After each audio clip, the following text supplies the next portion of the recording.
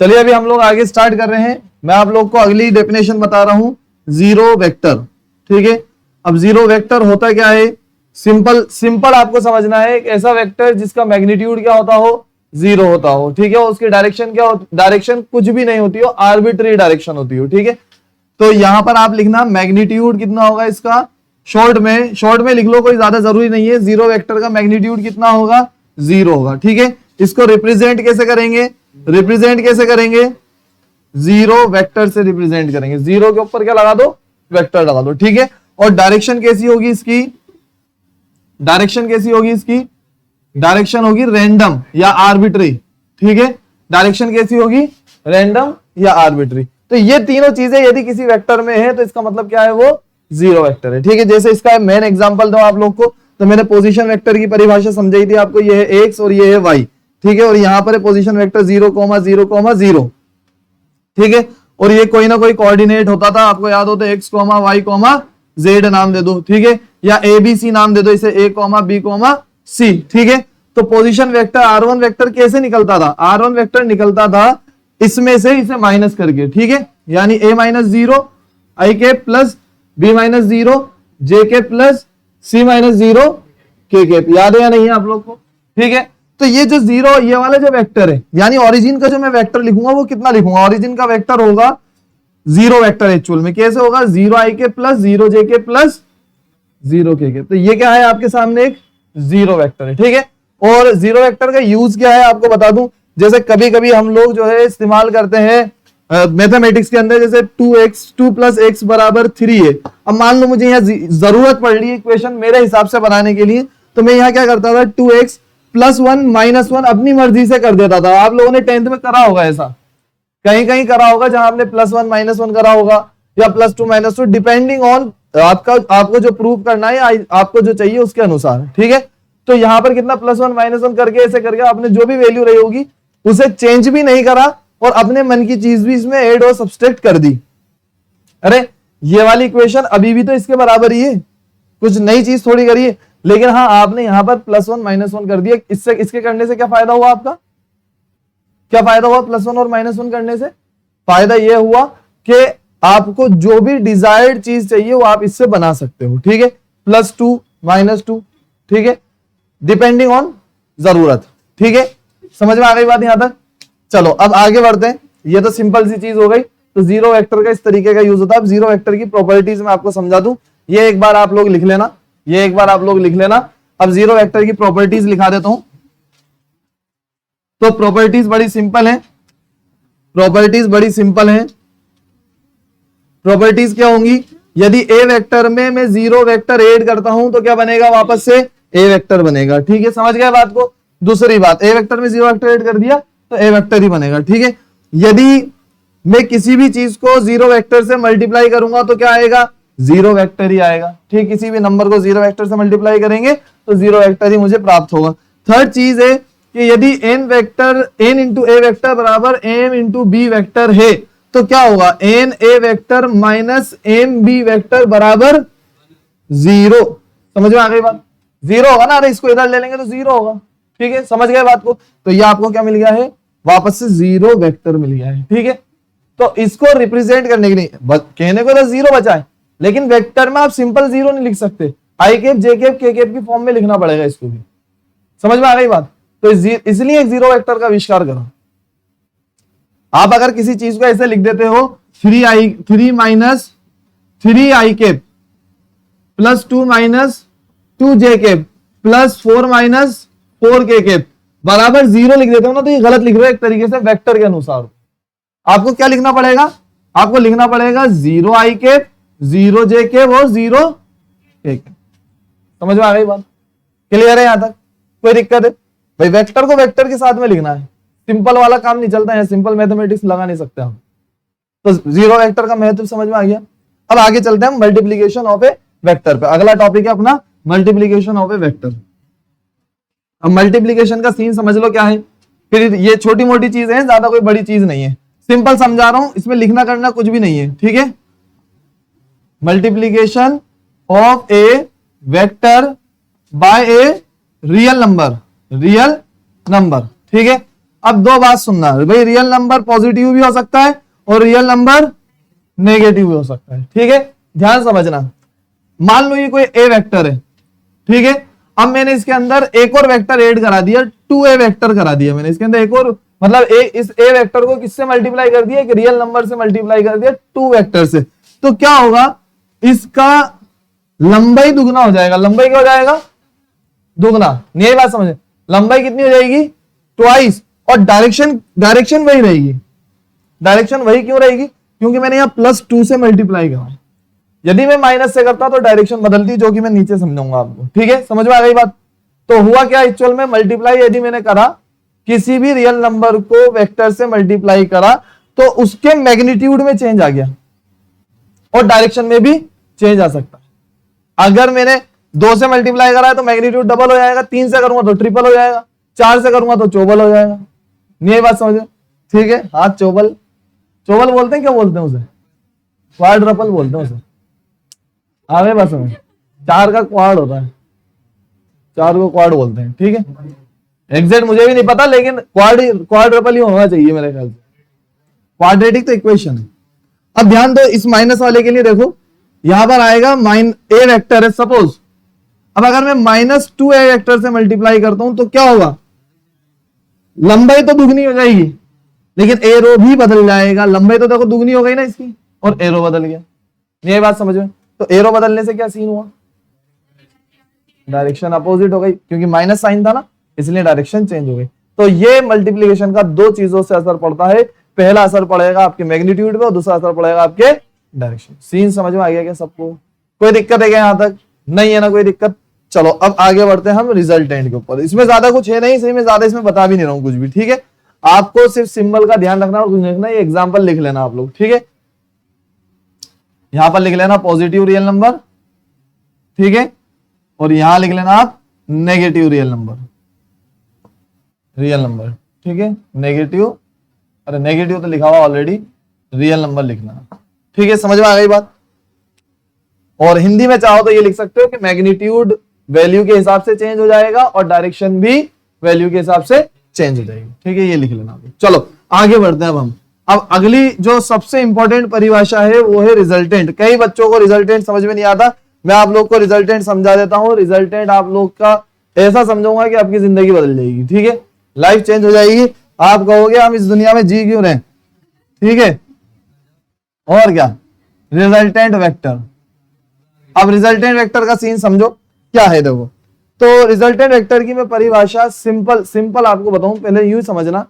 2 vector हैं, ठीक है, कोई भी 2 वेक्टर हैं, एक वेक्टर इधर, एक वेक्टर इधर। ये कितने वेक्टर हैं, 2 वेक्टर। इन दोनों वेक्टर का नेट इफेक्ट, हम किसी एक वेक्टर से दिखाएंगे और वो वेक्टर कहलाएगा रिजल्टेंट। बात समझ में आई नहीं, ठीक है। 2 वेक्टर का नेट इफेक्ट हम एक वेक्टर के द्वारा दिखाएंगे, वो क्या कहलाएगा, आपका रिजल्टेंट। बात समझ में आई नहीं है, ठीक है। अगर मैं इसकी परिभाषा लिखूं तो यहां लिखेंगे it is defined as a single vector which has the combined effect of the 2 individual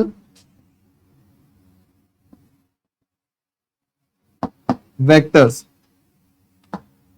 resultant vector क्या है, एक सिंगल वेक्टर है जो which has a combined effect, भी लिखना है यहां पर, कंबाइंड इफेक्ट भी आएगा, combined effect of the 2 individual vectors. 2 अलग अलग वेक्टर्स का कंबाइंड इफेक्ट कोई एक वेक्टर देगा, वो क्या कहला रहा है, आपका रिजल्टेंट वेक्टर, ठीक है।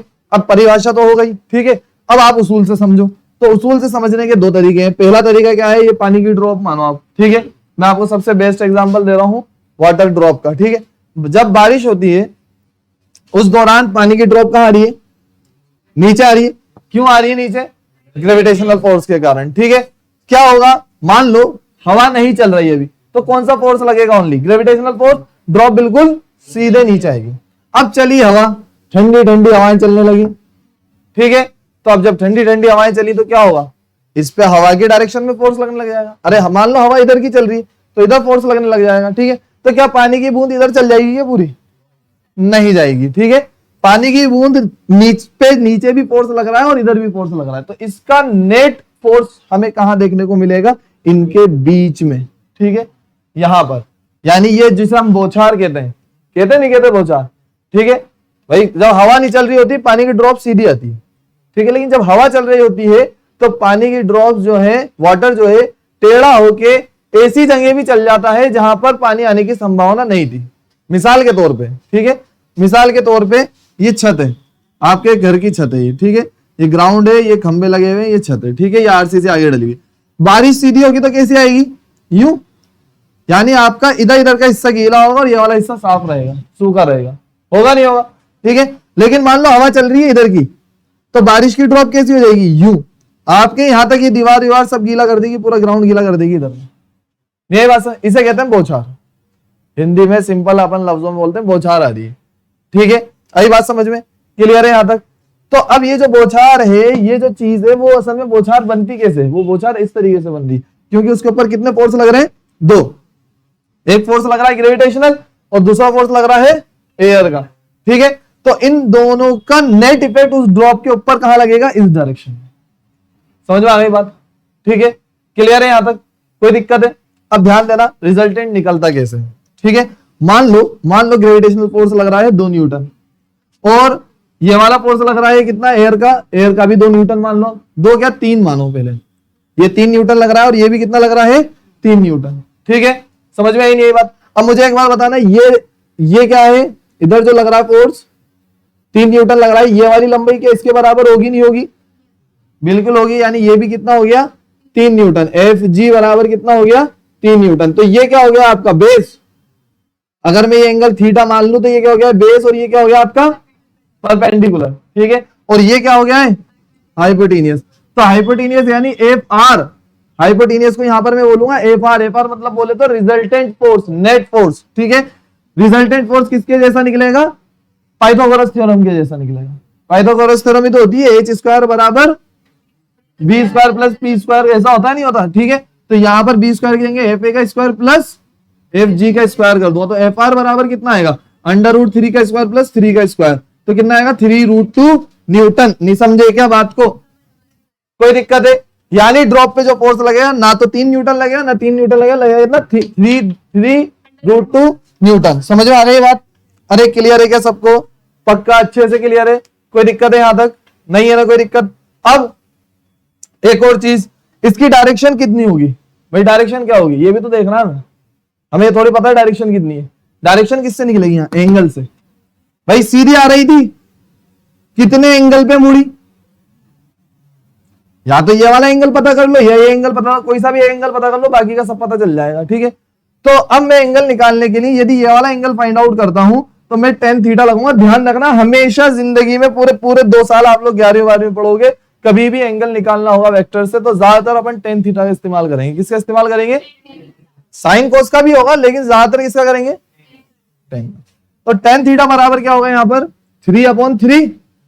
अरे परपेंडिकुलर अपॉन बेस, परपेंडिकुलर कितना ही है और बेस कितना ही है, तो कितना जाएगा? 1 न्यूटन हो जाएगा। यही बात समझ में? तो थीटा बराबर कितना आएगा? tan inverse 1। अब ये इनवर्स की कहानी आपको समझा दूं, शायद ये आप लोग नहीं जानते। वैसा तो मैं यूं बता दूं कि tan थीटा की वैल्यू क्या होगी जब ये 1 बनेगा, तो आप लोग कहोगे थीटा की वैल्यू होगी 45। ठीक है, समझ में आ गई बात? अब इनवर्स की कहानी बस समझा रहा हूं, जो कि गलत है, लेकिन आप ऐसे समझ सकते हो। मैं मेरे हिसाब से बता रहा हूं, जो कि गलत है, मैं बोल रहा हूं वो गलत तरीका है, लेकिन समझने के लिए कर सकते हो ऐसा। ठीक है, तरीका क्या है? जैसे कि आपके सामने लिखा हुआ है tan थीटा बराबर 1। सुन लो, आप लोग सभी जानते हो कि ये tan और थीटा कभी भी जुदा नहीं हो सकते। अरे जुदा हो सकते हैं क्या? कभी आपने अकेला tan लिखा हुआ देखा है? अकेला थीटा तो देखा होगा, लेकिन अकेला tan नहीं देखा। tan हो, साइन हो या कोस हो, अकेला नहीं देखा होगा। इसके साथ में एंगल जरूर देखा होगा, इस जगह एंगल जरूर देखा होगा। ठीक है, तो ये कभी जुदा नहीं हो सकते। लेकिन मैं समझाने के लिए आपको बता रहा हूं, क्या कि थीटा में यही रख दूंगा और ऐसा समझो, जो गलत है ध्यान रखना, ये मत कहना सर ने क्या पढ़ा दिया हमें, ये गलत है। ठीक है, सिर्फ समझाने के लिए बता रहा हूं कि आप इसको यहां लेकर आओ। जब यहां लेकर आओगे तो कितना होगा 1/10, और ये 1 तो अपनी जगह है ही, अरे होगा नहीं होगा। और इसका आप उल्टा कर दो, अच्छा इसकी पावर कितनी होगी ना, तो यहाँ क्या 10 इनवर्स होगा क्या, इसे बोलते हैं 10 इनवर्स, इसको क्या कहते हैं 10 की पावर -1 को कहते हैं 10 इनवर्स। और यहां पर कितना लिख देंगे अपन 1, ठीक है। इसका मतलब यही है जो यहां पर अपन ने लिखा, जो ये यहां लिखा है ना, इसका मतलब यही है कि बताओ थीटा की क्या वैल्यू हो जब tan थीटा कितना आता हो 1, तो थीटा की 45 वैल्यू होगी जब tan थीटा कितना आएगा 1 आएगा। इसका मतलब भी यही है कि थीटा की क्या वैल्यू हो जब tan थीटा कितना आता हो, tan की वैल्यू कितनी आती हो 1 आती हो, तो आप लिखोगे थीटा बराबर 45। समझ में आ गई बात, इसे कहते हैं इनवर्स। ये जो प्रोसेस बताया मैं फिर कह रहा हूं मैंने गलत बताई है, सिर्फ आपको समझाने के लिए बताइए कि हाँ ऐसा समझो, क्योंकि यहाँ बायो मैथ के सारे स्टूडेंट बैठे हैं। 12th में आप लोग के इनवर्स ट्रिग्नोमेट्री आएगी 12th में, ठीक है, आप वहां पढ़ोगे ये पूरी चीज। फर्स्ट चैप्टर ये शायद मैथमेटिक्स में एनसीईआरटी में इनवर्स ट्रिग्नोमेट्री फर्स्ट या सेकंड है मेरे ख्याल से, आप लोग देख लेना, ठीक है। 12th में आएगा मैथमेटिक्स वालों, तो वो वहां सीखेंगे। अभी समझा दिया मैंने आपको मोटे मोटे तौर पे, ठीक है, क्लियर है यहाँ तक। अब आपने ये चीज समझाया क्यों है, इसे एक बात और समझ लो, एक बात और समझ लो।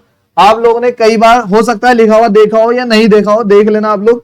tan इनवर्स बराबर कहीं ऐसा भी tan थीटा बराबर अगर मान लो हमारे सामने आ गया सपोज 3/4, ठीक है। अब 3/4 किसी की वैल्यू होती है क्या, नहीं होती ना, तो मैं थीटा बराबर क्या लिखूंगा tan इनवर्स 3/4 और यूं छोड़ दूंगा आंसर। थीटा की वैल्यू कितनी होगी tan इनवर्स 3/4।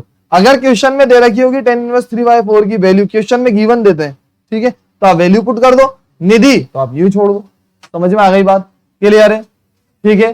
क्योंकि ऐसी ऐसी वैल्यूज भी आएंगी अब जिन वैल्यूज को आप लोग नहीं जानते होंगे, ठीक है, तो हम ऐसे ही छोड़ दे रहे हैं, इसी फॉर्म में आंसर को छोड़ दे। समझ में आ गई बात, ठीक है, यहां तक की बात क्लियर। चलो ये एंगल निकल गया। अब यहां पर एक और चीज समझा रहा हूं मैं, इसी का दूसरा रूप ले रहा हूं। अच्छा मुझे एक बात भाई, यहाँ एंगल 45 क्यों आया, 45 क्यों आया, इसलिए आया है क्योंकि ये वाला फोर्स और ये वाला फोर्स दोनों, ये भी 3 न्यूटन और ये भी, दोनों 3-3 न्यूटन लग रहे हैं, इसलिए क्या हो गया, दोनों का जो रिजल्टेंट आ रहा है वो बीच में आ रहा है, बिल्कुल मिड में आया, ठीक है।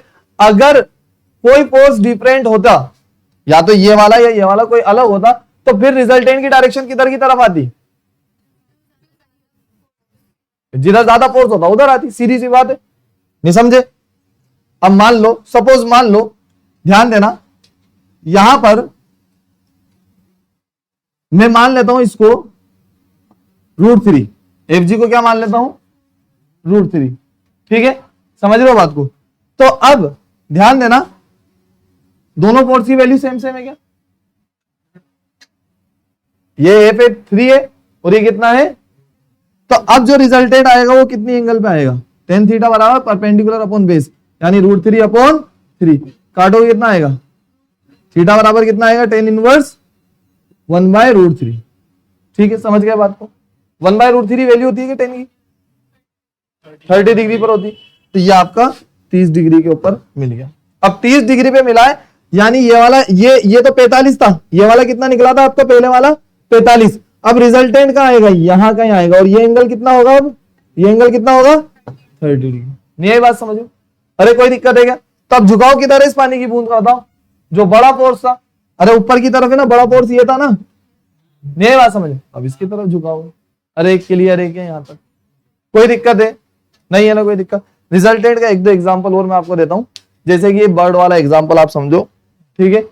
बर्ड जो है परिंदा, आप लोगों ने देखा होगा जब आंधी का मौसम होता है उस दौरान क्या होता है, आंधी वगैरह आती है तो बर्ड क्या है सामने जा रहा है, सपोज बर्ड कहां जा रहा है सीधे, ठीक है, और हवा चल रही है मान लो इधर की, ठीक है, तो क्या बर्ड सीधे जाएगा या इधर जाएगा, बीच में जाएगा ना, बर्ड इधर जाएगा ना बर्ड इधर जाएगा, बर्ड कहां आएगा ऐसे बीच में उड़ता हुआ निकल जाएगा, इस डायरेक्शन पे जाएगा बीच में। समझ में आ गई बात, ठीक है। वो कोशिश करेगा इधर होने की बार बार, लेकिन हवा उसे इधर की तरफ लेके जाती जाएगी, ठीक है, समझ में आ गई बात। अब इसी चीज पर 1-2 सवाल तो क्या मैं कॉन्सेप्ट बता रहा हूं, कॉन्सेप्ट समझो। मान लो ये सवाल आते हैं आपके कंपटीशन के अंदर, टॉपिक भी है, हर जगह सवाल आते हैं कि मान लो नदी है, ठीक है, और नदी में पानी का बहाव इधर है, ठीक है, वेलोसिटी ऑफ वाटर इधर है, ठीक है, और एक बंदा जो है यूं सीधा तैर रहा है, ठीक है, वीएम बोले तो व्यक्ति की वेलोसिटी और VW बोले तो वाटर की वेलोसिटी। तो बंदा कहां पहुंचेगा ये बताओ मुझे, यहां सीधे पहुंच जाएगा कि सामने? बंदा इधर पहुंचेगा कहीं, यही बात समझ। क्यों पहुंचेगा? क्यों पहुंचेगा? क्योंकि रिजल्टेंट इधर की तरफ आएगा उसका, वो अपना इफेक्ट इधर लगा रहा है, वाटर अपना इफेक्ट इधर लगा रहा है, लेकिन उसका नेट इफेक्ट उसे कहां देखने को मिल रहा है? इधर। ये कहलाएगा रिजल्टेंट। समझ में आ गई बात? ये क्या कहलाएगा? रिजल्टेंट। अब एक और बेसिक बात बता रहा हूं, अगर ये बंदा यहां सीधे यहां पहुंचना चाहता है, अभी सीधा चला था तो कहां पहुंचा? यहां पर। लेकिन अब ये बंदा यहां पहुंचना चाहता है तो किधर चलना पड़ेगा इसको? इधर चलना पड़ेगा। जब ये इधर चलेगा तो पानी इधर बहा कर लेकर आएगा, फिर ये यहां पहुंच जाएगा। बात समझ में ही नहीं है? कोई दिक्कत है? क्लियर है? नीट में सवाल पूछ रखे हैं इसमें से, ठीक है? ये वाले सवाल 2 मिनट का सवाल था। ये वेलोसिटी आपको दे रखी थी, ये वेलोसिटी आपको दे रखी थी, और ये एंगल निकालना था, बस। आ रही बात समझ? शायद ये वाली वेलोसिटी आपको दे रखी थी 20 और ये वाली वेलोसिटी दे रखी थी आपको 10, और पूछा था ये एंगल बताओ कितना होगा। तो आप लगा दो tan थीटा, मैंने आपको सिखाया अभी tan थीटा लगेगा, तो tan थीटा बराबर sin थीटा लगाना पड़ेगा यहां पर। क्यों लगाना पड़ेगा? क्योंकि मुझे हाइपोटेनियस और परपेंडिकुलर गिवन है। तो sin थीटा बराबर क्या होता है बताओ? sin थीटा बराबर क्या होता है? Perpendicular upon hypotenuse. परपेंडिकुलर कितना है? 10, हाइपोटेनियस कितना है? 20, तो कितना आ गया? 1/2। sin थीटा 1/2 कब होगा? 30। तो थीटा बराबर 30, आंसर।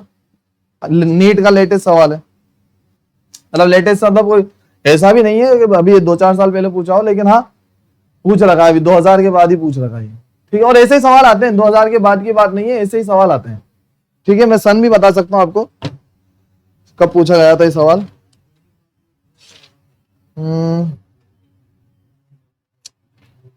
2019 में पूछा गया था, सॉरी मेरा गलत रहा, 2019 में पूछा गया।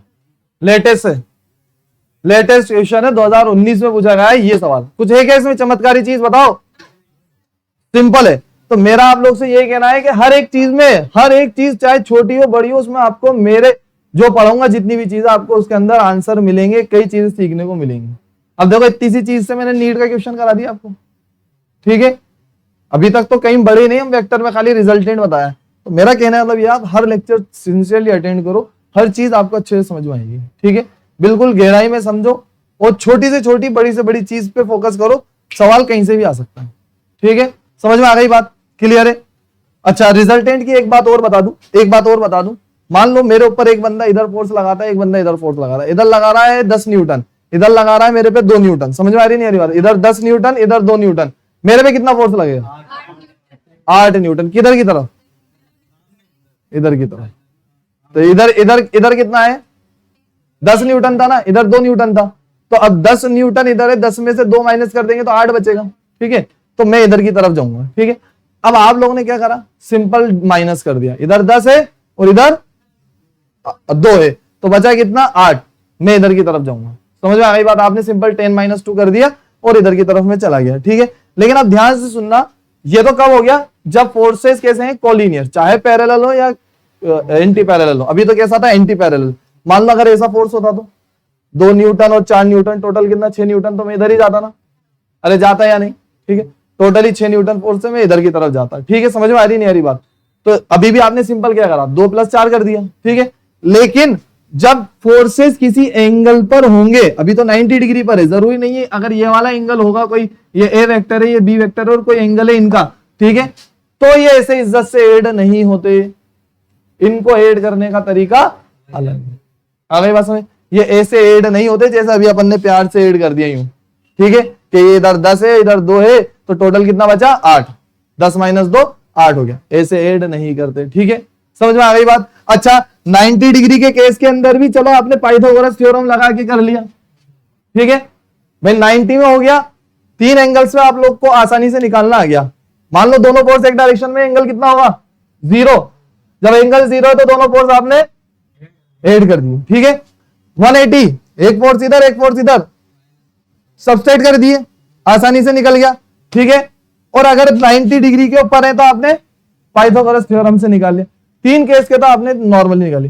लेकिन अब ना तो 90 है, ना 0 है, ना 180 है, कोई जनरल एंगल है 30 डिग्री 60 डिग्री, तब कैसे निकालो? उसके लिए एक अलग फॉर्मूला आता है, और उस फॉर्मूले से मैं आप लोगों को यह भी साबित करके बताऊंगा जो अभी मैंने बताया।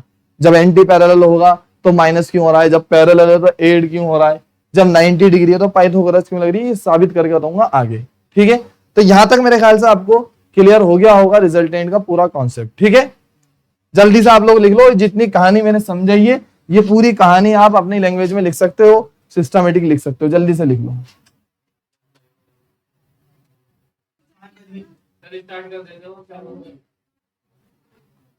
हाँ ध्यान दो इधर, फटाफट फटाफट ध्यान दो।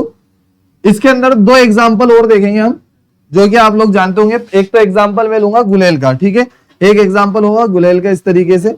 ठीक है, इस तरीके की गुलेल रहती है, जानते हो आप लोग। यहाँ पर रबड़ बंधा रहता है और रबड़ एक यहाँ पर बंधा रहता है और यहाँ एक टुकड़ा लगा रहता है, इसमें हम पत्थर रखते हैं और ऐसे पत्थर जाता है। ठीक है, तो ऐसा क्यों जा रहा है पत्थर, क्योंकि जब आप लोग इसे इधर खींच रहे हो तो एक फोर्स तो इधर की तरफ लग रहा है, एक फोर्स इधर की तरफ लग रहा है रबड़ के द्वारा। आप तो इधर खींच रहे हो इसे, लेकिन रबड़ अपने आप को किधर खींचेगा, इधर की तरफ खींचेगा ना, तो एक फोर्स इधर एक फोर्स इधर। ठीक है, तो यहां पर जो पत्थर का इस वाले रबड़ की तरफ जाता है, इस वाले रबड़ की तरफ जाता है, किसी भी रबड़ की तरफ नहीं जाता, पत्थर जाता है बिल्कुल बीच में। तो पत्थर जाएगा बिल्कुल बीच में यहां सीध के अंदर। समझ में आ गई बात, क्यों जा रहा है ऐसा, क्योंकि इन दोनों फोर्सेस का रिजल्टेंट यहां लग रहा है। समझ में आ गई बात, क्लियर है यहां तक। तो ये एक तो रिजल्टेंट का एग्जांपल ही हो गया। दूसरा एग्जांपल है एक परिंदे का। ठीक है, जैसे ये बर्ड होता है, ठीक है, इस तरीके से ये इसका विंग 1 है और ये क्या है विंग 2। ठीक है, अब परिंदा क्या करता है, एक पर से हवा मारता है ऐसे नीचे। ठीक है, तो इससे हवा में फोर्स लगा रहा है इधर की तरफ, अरे लगाएगा नहीं लगाएगा, मान लेते हैं F1 फोर्स लगा रहा है। ठीक है, और इस वाले पर से इधर की तरफ ऐसे करके हवा जो है पर मारेगा, तो एक फोर्स लगेगा इधर। ठीक है, F2। अब मुझे बताओ, न्यूटन थर्ड लॉ के अनुसार हम जानते हैं every action has a reaction. तो इसने F1 फोर्स इधर लगाया तो इधर क्या लगेगा, नॉर्मल रिएक्शन लगेगी नहीं लगेगी, N1। ठीक है, ऐसे इधर F2 फोर्स लगाया तो क्या नॉर्मल रिएक्शन लगेगा नहीं लगेगा, इधर N2। ठीक है, तो इसका रिजल्टेंट फोर्स किधर लग रहा है, इधर Fr। ठीक है, तो नेट फोर्स इसने हवा पे किधर लगाया, नीचे की तरफ, तो हवा इस पे कहां लगाएगी, ऊपर की तरफ। ठीक है, तो इस पे ऊपर फोर्स लगेगा, नेट फोर्स, नेट रिएक्शन लगेगी, रिजल्टेंट रिएक्शन लगेगी ऊपर की तरफ। वो परिंदा क्या होगा, जैसे पर ऐसे मारेगा तो खुद ऊपर उड़ जाएगा। क्यों, क्योंकि वो हवा में नीचे की तरफ फोर्स लगा रहा है और हवा उस पे कहां लगा रही है, ऊपर की तरफ, क्योंकि every action has a reaction. तो ये बर्ड वाला एग्जांपल है। ये फोटो और ये फोटो बना लो आप, इसके बाद लेक्चर खत्म।